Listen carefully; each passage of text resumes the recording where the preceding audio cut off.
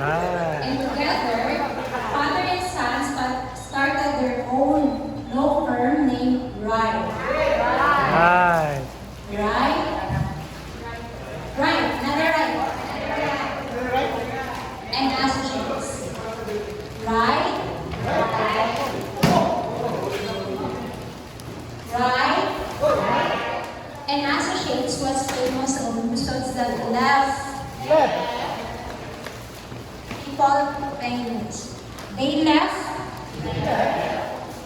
the Easter Bunny penniless when they stood in for the rancid eggs the left in a child's basket. They left the good fairy penniless when they stood her for the insufficient compensation. She left under a widow's child. But the biggest target of all was still left. Santa Claus. He too would be left penniless if everything went right.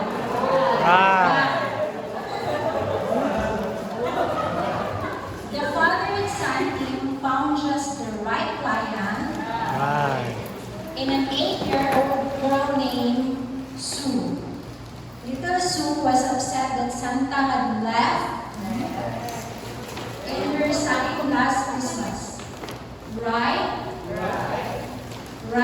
And associates. Argued that their client had been put on their naughty list without cause. They presented lots of evidence that the girl did everything right. The only thing left was Santa to testify. Jingling all the way, he marched right up to the witness stand, raised his right hand, and swore to tell the truth. Santa said that while it might appear that little Sue had done everything right, there was one thing she did that left him no choice but to put the girl on the naughty list. This can't be right, protested Bobby Wright. He left no stone unturned in our investigation, said Bill Wright. Dugay-dugay gini ba? All this courtroom drama left Sue shaking with excitement. All right. I confess. On Christmas Eve, I got up in the middle of the night and ate the cookies that were left for Santa. I didn't think there was enough time left to put on the notice. Santa responded right away.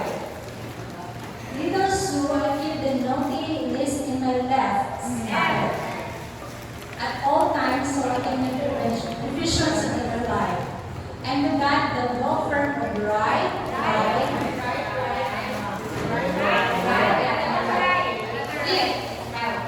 and associate was left with no choice but to grab its frivolous reason against Santa, and that year neither Bob Wright nor Bill Wright was surprised to find that Santa had left them in their stockings. But little Sue was shocked to wake up on Christmas morning to find that Santa had forgotten her for that cruise and left her a nice, shiny present right under the Christmas tree. Kamay na lang. And that Santa left. The naughty Listinus left this time, said Sue. Now let's see what who left. And that's your gift. Guess what? I got it again. Congrats. Wait, i-open mo na. Open mo, i-open. Ay, tabangin si Chinchin na open. That's your gift. Good job.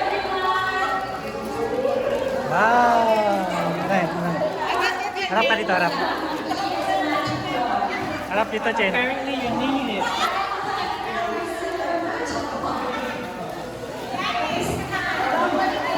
So everybody's happy for their gift? Harap. Happy? Ah! Tapon niya. Ano yan, anak? Bawal. Guys, that's your gift. Good job, Chen.